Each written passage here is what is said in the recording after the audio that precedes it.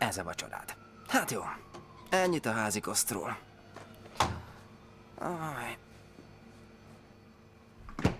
Szia, cicus! Ne cicusozz nekem! Azok után, hogy átagódtam miattad az egész éjszakát! Az éjszakát? Szívi! Még csak 8 óra van. Nézd, elő után beültünk Kevinnel egy pohárral, megittunk egy kört. Tudom.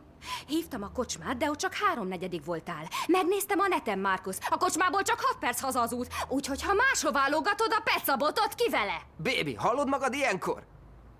6 perc az út az internet szerint. 8 alatt értem be.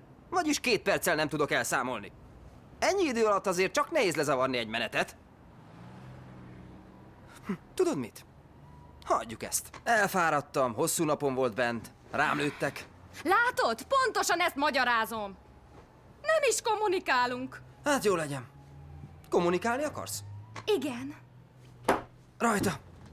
Na, kommunikáljunk, jó? Oké. Kezdjük rögtön a múlt héttel. Múlt héttel.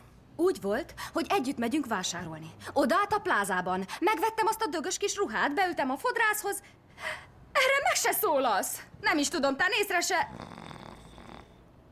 Markus! Szívim! Figyelsz te egyáltalán? Akkor mit mondtam? De figyeltem, éppen kommunikáltál.